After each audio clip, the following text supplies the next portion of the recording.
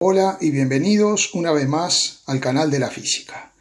Este problema es del libro de Paul Tipler Mosca, concretamente del capítulo de estática. Es el problema número 65. Dice así: un cubo de masa m se apoya contra una pared sin rozamiento, formando un ángulo θ con el suelo, como indica la figura. Determinar el coeficiente de rozamiento mínimo estático entre el cubo y el suelo que permite que el cubo permanezca en reposo. Entonces el libro nos ofrece este dibujo, pero si nos seguimos a este dibujo encontraremos que este dibujo es bastante inapropiado y que presta lugar a confusión. Vamos a aclararlo. Bien, les comentaba que si nos ceñimos al dibujo, parecería, a lo mejor a ustedes no, pero a mí sí, me parece que si yo trazara una recta aquí, prácticamente, puedo estar equivocado, prácticamente esta recta me queda paralela al suelo, ¿no? Entonces parecería que la forma en la que está puesta el cubo sería esa que estamos indicando, ¿no? Y si nosotros trazáramos una recta por aquí perpendicular, esa recta parecería que está justamente perpendicular al suelo, ¿verdad? Digo que parece, porque a lo mejor ustedes lo interpretan de otra forma. Pero entonces, si esta fuera la situación, vamos a analizar lo siguiente, que de todas formas sirve para aprender y sacar conclusiones. Considerando el cubo como un sólido rígido, con su masa distribuida uniformemente, este punto podría representar el centro de masa del cubo en el centro del cubo, el centro geométrico del cubo, no en el centro de esta cara externa, no. Bien, entonces, ¿qué fuerzas podríamos representar? Podríamos representar la fuerza de atracción gravitatoria, o peso, ¿verdad? Vertical y hacia abajo, vamos a ponerle el nombre, peso. Por otro lado, tendríamos aquí abajo que el piso ejercería una fuerza normal. Vamos a dibujarla en otro color, porque si no ya se nos va a superponer con el dibujito que teníamos ahí. Vamos a poner la normal N. Bien, por otro lado, si el cubo está apoyado contra la pared, existirá una fuerza normal hecha por la pared sobre el cubo, que la vamos a dibujar así, y le podríamos llamar, por ejemplo, N'. Entonces, nosotros sabemos que para que ese cubo esté en equilibrio, una de las condiciones que se tiene que cumplir es que la sumatoria de todas las fuerzas que actúan sobre el sólido rígido tiene que ser cero. Por tanto, esto nos conduce a que la sumatoria de las fuerzas según una dirección X, paralela al suelo, tiene que ser cero, y la sumatoria de fuerzas respecto a un eje Y perpendicular tiene que ser cero. Vamos a dibujar los ejes. Bien, ahora, si aplicamos la condición de equilibrio de que la sumatoria de fuerzas en Y es cero, en el eje Y tendríamos el peso y la normal. Entonces estas fuerzas, como vemos, tienen la misma dirección, sentido opuesto, y tendrían que tener el mismo módulo para que se cumpla esta condición. Pero luego en el eje X, esta normal vemos que no está equilibrada. Entonces para eso es que vamos a suponer que aquí abajo existe una fuerza de rozamiento. Esta fuercita de rozamiento que vamos a llamarle F. Bien, entonces, para que se cumpla la condición de que la sumatoria de fuerzas en X sea igual a 0, el módulo de la fuerza de rozamiento tiene que ser igual a N, a la normal N'. Vamos ahora a tomar este punto O, que es el centro del cubo, y veamos lo siguiente. El peso está aplicado en el centro de masa del cubo, o sea, en ese punto. La normal, si nosotros proyectamos la normal, va a pasar por ese punto también. Y la normal n', si la proyectamos de acuerdo a este dibujo, también pasará por ese punto. Pero la fuerza de rozamiento no.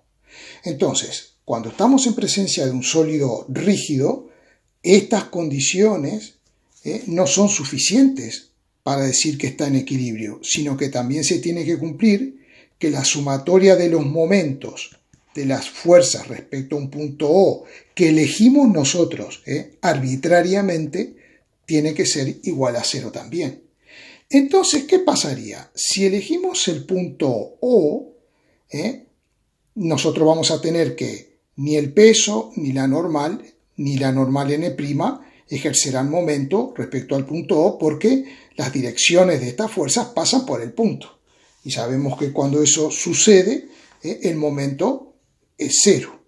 Entonces, la única fuerza que sí estaría ejerciendo momento respecto al punto O, un momento de rotación en sentido antihorario, es la fuerza de rozamiento. Y por tanto, esta condición no se estaría cumpliendo.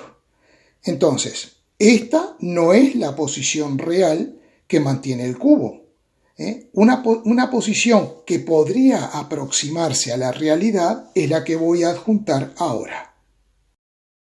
Veamos qué sucedería si ponemos el cubo en esta posición, por ejemplo.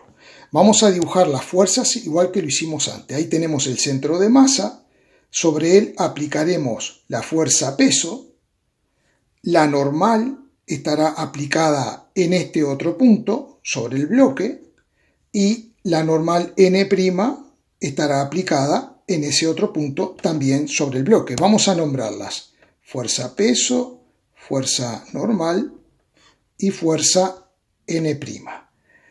Y también ya habíamos deducido que deberá existir una fuerza de rozamiento que tendrá que tener esa dirección y ese sentido. Entonces, veamos lo siguiente. Esta condición sumatoria de fuerzas igual a 0 se podría cumplir siempre y cuando el módulo de la fuerza de rozamiento sea igual al módulo de n'. No habría problema. Sumatoria de fuerzas en I igual a 0. Sí, cómo no, siempre que el peso tenga igual módulo que la normal, se cumplirá esta condición. Y esta condición se cumplirá si más o menos está en esta posición, de manera que n' no está pasando por el centro de masa, como parecería en este dibujo que tenemos aquí. Bueno, veamos a ver. Por ejemplo, si nosotros tomamos el mismo punto que habíamos tomado hoy, O, que en definitiva es el centro de masa, el peso no presenta momento respecto a este punto porque está incluso aplicado en ese punto, no hay brazo de palanca. Ahora, en cambio, la normal, N, y la fuerza de rozamiento tendrán un brazo de palanca, que sería este, vamos a dibujarlo. Ahí lo hemos dibujado. Y n' también tendría un brazo de palanca, que es este que he dibujado ahí. Entonces, aquí sí existe la posibilidad de que la suma de los momentos sea 0. Vamos a analizarlo un poquito. La fuerza n', con este brazo de palanca, ejercería un momento entrante si aplicamos la regla de la mano derecha. Para eso tendríamos que trasladar este vector lo tendríamos que colocar con igual origen que la fuerza n' y con los dedos de la mano derecha tendríamos que llevar ese vector, girarlo hacia n', y el pulgar extendido nos indica que esta fuerza nos genera un momento entrante, digamos en menos k, en el eje z hacia las z negativas. Bien, esta fuerza de rozamiento, si aplicamos la misma regla de la mano derecha, en cambio me estará dando un momento hacia afuera, o sea, en más k. Y esta normal, si aplicamos la regla de la mano derecha, me estaría dando un momento en menos k. Y entonces existe la posibilidad, podemos imponer esa posibilidad de que la sumatoria de los momentos sea igual a 0. Y se nos puede dar eso, no como en este caso, donde es imposible, porque si tomamos, por ejemplo, este punto, la fuerza de rozamiento genera un momento de rotación respecto a ese punto y ese momento no está equilibrado, por lo tanto no se cumpliría esta condición. Así que para resolver el problema nos vamos a quedar con este dibujito. Aplicando las condiciones de equilibrio, vamos a poner que la sumatoria de fuerzas según X tiene que ser igual a 0. Entonces nos quedaría que menos N'I más la fuerza de rozamiento I es igual a 0. Porque N' apunta hacia las X negativas y la fuerza de rozamiento hacia las X positivas. Por lo tanto, transponiendo nos va a quedar que F por I será igual a N' por I. Y entonces de aquí deducimos, dado que tengo dos vectores que son iguales, sus módulos serán iguales. Y por lo tanto el módulo de la fuerza de rozamiento será igual a N'. Por otro lado, si analizamos la sumatoria de fuerzas en el eje Y y las igualamos a 0, en el eje Y tenemos el peso apuntando hacia las Y negativas, entonces pondremos menos P multiplicado por el versor J y la normal N que apunta hacia las Y positivas, entonces ponemos más NJ igual a 0. Nuevamente transponemos y nos va a quedar N por J igual a P multiplicado por J. Y aquí deduciremos que el módulo de N tiene que ser igual al módulo del peso. Así que ahora nos vamos a quedar con estos dos resultados. Aplicamos la otra condición de equilibrio, que implica que la sumatoria de los momentos de las fuerzas respecto a un punto O tienen que ser igual a 0. Entonces, por ejemplo, vamos a elegir este punto O para calcular los momentos y de esa manera ni la fuerza de rozamiento ni la normal tendrían momento. ¿Por qué? Recordemos lo siguiente. El momento de una fuerza respecto a un punto O se calcula como el producto vectorial de R por la fuerza, donde R es el vector que va desde el punto, por ejemplo, si fuera este, ¿no? Desde el punto donde estamos queremos calcular el momento hasta donde está aplicada la fuerza. Que estos trazados de R los hicimos cuando pensamos calcular los momentos respecto a este punto, ¿no? Al centro de masa. Pero si ahora queremos calcularlo respecto al punto O, entonces R cambiará. R será el brazo de palanca. Hay casos en los cuales para calcular el momento de la fuerza podemos calcular el módulo fácilmente de esta forma. El módulo será el módulo de R por el módulo de la fuerza por el seno del ángulo, vamos a ponerle delta, que forma R con la fuerza. En caso de que el ángulo sea fácilmente identificable y podamos calcular el módulo del momento, lo vamos a hacer así. Y si no, también tenemos la forma vectorial utilizando los versores I, J y K para calcular el momento. En esta ocasión vamos a hacerlo de esta forma, que será mucho más fácil. Ahora vamos a trabajar un poquito con esta expresión. Sabemos que el orden de los factores no altera el producto. Por lo tanto, yo lo que puedo hacer es poner esto de esta forma. Módulo de F por R por seno de alfa. Y vamos a dibujar un vector cualquiera y otro vector con origen común también. A uno le vamos a llamar R y a otro le vamos a llamar F. Esto es lo que nos puede pasar cuando estamos calculando el momento de una fuerza respecto a un punto. Entonces, lo que tenemos que hacer para calcular el momento, para calcular el módulo del momento y saber el ángulo alfa, tenemos que colocar R y F coincidiendo en el punto de aplicación. Entonces, normalmente lo que hacemos es o trasladar R hasta este punto o trasladar la fuerza hasta este punto paralelamente, siempre respetando la dirección y el sentido. Y entonces ahí vemos que tenemos el angulito alfa o delta o como queramos llamarle. Bien, y ahora vamos a hacer lo siguiente. Vamos a trazar esta proyección. Vamos a trazar esta proyección, que es perpendicular a la fuerza. Y vamos a plantear el seno del ángulo alfa. seno del ángulo alfa será igual a ¿qué? Al cateto opuesto, que vamos a llamarle D, dividido la hipotenusa, que es R. Y por lo tanto, si despejamos D, nos queda R por seno de alfa. Y esto es lo que tenemos ahí arriba. Así que en definitiva, el momento de una fuerza respecto a un punto podemos calcularlo de la siguiente forma, multiplicando simplemente la fuerza por D, donde D es justamente la distancia perpendicular, a la fuerza, que viene a ser la componente del vector R, la componente perpendicular a la dirección de la fuerza. Entonces, esto es lo que nos tenemos que grabar, que nosotros necesitamos encontrar la componente de R que sea perpendicular a la dirección de la fuerza.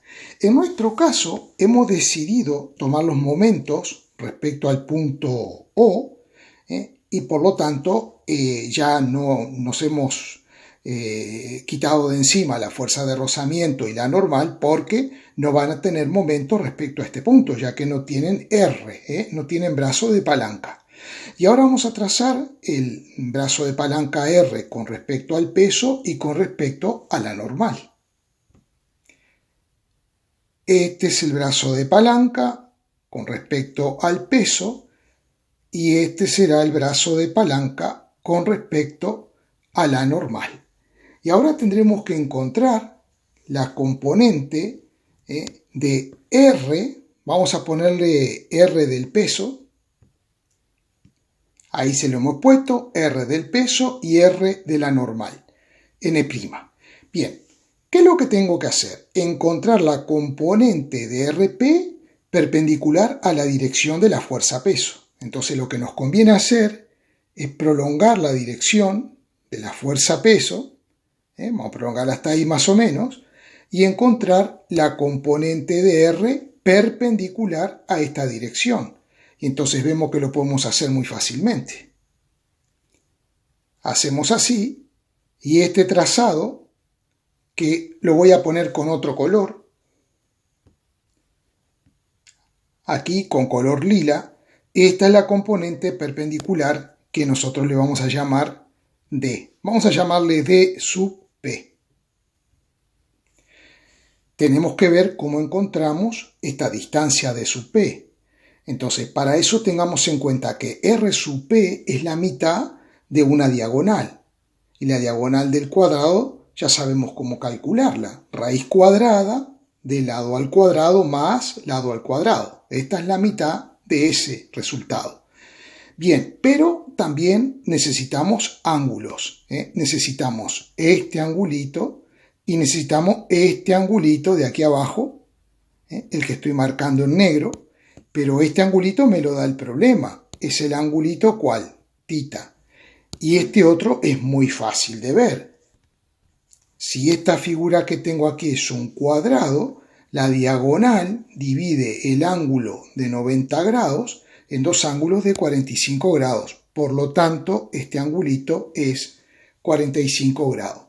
Entonces, si nosotros planteáramos el coseno de 45 grados más tita, el coseno es D sub P dividido la hipotenusa, que es R sub P. Y de ahí podemos calcular D sub P. Vamos a ver cómo podemos hacerlo. Bien, aquí lo hemos escrito, hemos despejado la distancia D sub P, que es la que tenemos que colocar aquí, y ahora tenemos que ver cómo calculamos R sub P. Habíamos dicho que es la mitad de la diagonal.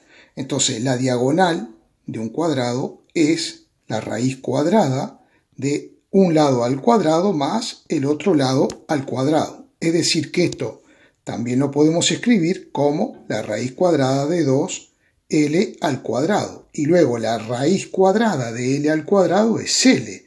Así que L por raíz de 2 es la diagonal. Pero nuestro R sub P, recordemos que es la mitad de eso.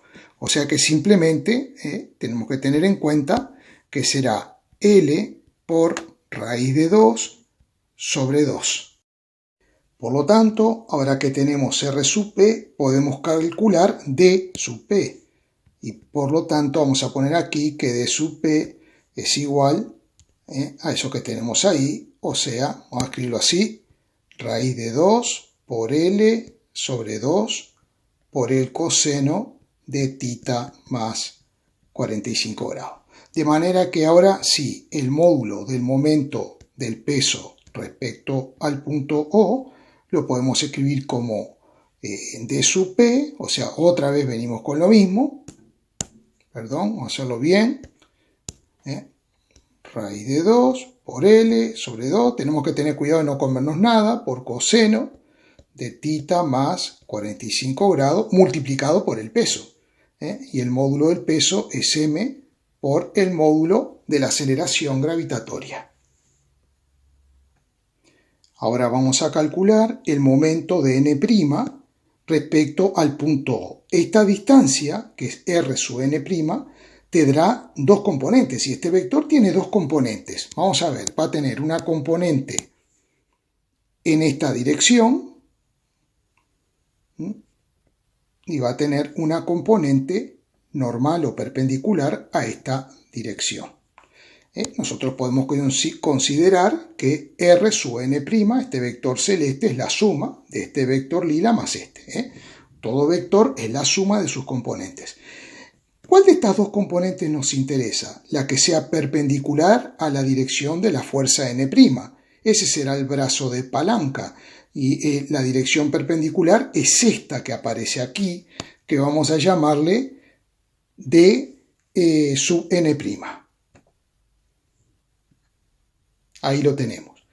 Es muy fácil calcularla. ¿Por qué? Porque tenemos el ángulo θ, que es un dato del problema, y esta distancia que aparece aquí, la medida de R sub n', no es otra que el lado L del cuadrado. Así que podemos plantear la relación trigonométrica seno de θ será el cateto opuesto que queremos calcular dividido la hipotenusa. Entonces, para calcular el momento, de acuerdo a lo que habíamos dicho, es el brazo de palanca, perpendicular a la dirección de la fuerza por la fuerza que es n'. Bien, y este brazo de palanca, como seno de θ es de n' sobre L, de n' despejando, perdón, será igual a L por el seno del ángulo θ. Y eso lo multiplicamos por n'. Ahora veamos una cosa. ¿Hacia dónde apuntará cada uno de estos vectores momento cuyo módulo hemos calculado? Bueno, veamos lo siguiente. Si nosotros aplicamos la regla de la mano derecha, en el caso del peso, vamos a hacerlo así. R sub P es como lo estoy dibujando ahí, ¿verdad? Vamos a hacerlo en amarillito para que se vea mejor. Vale, ese sería el R sub P. Este vector es este, ¿vale? Bien, y el peso apunta hacia abajo, vertical y hacia abajo. También lo voy a dibujar así nomás, ¿vale? Y entonces ahí tenemos R sub P y este es el peso. Bien, ¿cómo hacemos para determinar el sentido del vector momento? Pues la regla de la mano derecha implica que nosotros con los dedos tenemos que llevar este vector, es decir, girarlo hasta la dirección de P con los dedos de la mano derecha, y el pulgar extendido nos indicará para dónde apunta este vector momento. Y como vemos, el vector momento, en este caso, apuntará hacia adentro. Ese es el momento del peso respecto a O. Como apunta hacia adentro, hacia donde está el eje Z, los valores negativos de Z, al cual lo identificamos con el versor K, entonces sabemos que este vector estará en menos k. Es decir que el momento, este vector momento, tendrá un módulo, que es el que nosotros hemos calculado, pero está en la dirección negativa del eje z. Por eso será un menos el módulo por el versor k. Y ahora vamos a ver qué pasa con el momento de n'. Vamos a hacer el mismo dibujito. O sea, vamos a tener que el brazo de palanca, el que llamamos R sub n', este celestito, más o menos va a ser así. Vamos a ponerle R sub n', y mientras que n' apunta, como vemos aquí, hacia la izquierda, ¿no? Apunta así.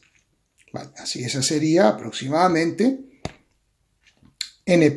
Bien, si aplicamos la regla de la mano derecha ahora, y queremos llevar este vector, girarlo con los dedos hacia donde se encuentra n', si queremos hacer esto, entonces el pulgar ¿para dónde apunta? Para afuera. Quiere decir que el vector momento de n' respecto al punto O es saliente, o sea, apunta hacia las zetas positivas. O sea que podemos escribirlo como más el módulo de ese vector multiplicado por el versor K. Bien, entonces, a raíz de este análisis y sabiendo que la sumatoria de los momentos de las fuerzas respecto al punto O tiene que ser 0, entonces nos quedará que el momento del peso respecto a O más el momento de n' respecto a O tiene que darnos 0. Y por lo tanto, eso implica que estos dos vectores tengan que tener sentido contrario e igual módulo. Que tienen sentido contrario, ya lo hemos demostrado. Uno está en menos K y el otro en más K. Ahora lo único que tenemos que hacer es igualar sus módulos. Igualamos los módulos de los momentos y vemos que podemos simplificar L con L. Y de aquí podemos despejar n', que la necesitamos para calcular, ¿qué cosa? Para obtener ¿qué? La fuerza de rozamiento. Despejando n', transponiendo seno de tita al denominador, entonces nos queda esta expresión. Recordemos que el módulo de la fuerza de rozamiento es el coeficiente estático que nos están pidiendo, el mínimo, multiplicado por el módulo de la normal, ¿verdad? Pero la normal dijimos que tiene el mismo módulo que la fuerza-peso, que la calculamos como m por g. Por lo tanto, podemos sustituir la fuerza de rozamiento por n' e igualarla al coeficiente estático por mu por mg. Y ahora vemos que podemos simplificar mg con mg dividiendo ambos miembros de la igualdad entre m por g. Y ya tenemos despejado el coeficiente estático de rozamiento. Por el seno de 45 grados dividido 2 por seno de tita. Ahora bien, coseno de 45 grados y seno de 45 grados tienen el mismo valor. Por lo tanto, puedo sacar de factor común y entonces me va a quedar lo siguiente. El coeficiente estático de rozamiento será igual. Y continuemos. Ponemos raíz de 2. El seno de 45 grados es raíz de 2 entre 2. Y teníamos un 2 ahí debajo por seno de tita. Y aquí tenemos coseno de tita menos seno de tita. Entonces, veamos lo siguiente. Raíz de 2 por raíz de 2 es raíz de 2 al cuadrado, que es 2. Eso se me va con este 2 que tengo ahí abajo. Eliminamos las dos raíz de 2 con uno de estos dos. Y por tanto me queda que el coeficiente estático de rozamiento es coseno de tita menos seno de tita dividido 2 por seno de tita. Vamos a seguir ahora aquí arriba. ¿Qué es lo que vamos a hacer? 2 por seno de tita es como un denominador de estos dos términos. Por lo tanto, vamos a separarlos y nos va a quedar coseno de tita dividido 2 por seno de tita. Menos seno de tita dividido 2 por seno de tita. Seno de tita entre seno de tita nos dará 1. Y aquí tengamos en cuenta lo siguiente, para ver lo que está pasando aquí. Nosotros tenemos que la tangente de un ángulo, tita, es el seno del ángulo sobre el coseno del ángulo. Entonces, si yo tengo coseno del ángulo sobre seno del ángulo, lo que tengo es el inverso de la tangente de tita, que puedo escribirlo como la cotangente del ángulo tita. Así que en definitiva, lo que nos va a quedar es que el coeficiente estático de rozamiento va tomando esta forma. Nos queda cotangente de θ dividido entre 2 menos un medio. Por lo tanto, podemos sacar un medio de factor común y nos queda cotangente de θ menos 1. Y ahora sí hemos llegado al resultado final. Este es el mínimo coeficiente de rozamiento que yo necesito para generar esta fuerza de rozamiento mínima aquí abajo para que el cubo no resbale y se mantenga en reposo. Pero, ¿qué pasaría si el coeficiente real entre ambas superficies fuera mayor? Bueno, si el coeficiente real fuera mayor, mejor para nosotros, porque yo podría tener una fuerza de rozamiento mayor que con este coeficiente. Pero sin embargo, no hará falta, porque yo, teniendo esta fuerza de rozamiento, ya con esta fuerza de rozamiento, yo logro que el cubo permanezca en reposo. Bueno, estoy muy agradecido a los suscriptores que me ayudan y que valoran mi trabajo, que son altruistas. Saben que con esto el canal puede crecer y llegar a más compañeros que necesitan estos conocimientos. Y si les ha gustado el vídeo, me podrían dar un like, que también ayuda muchísimo al canal. Todo eso es gratis. Muchísimas gracias.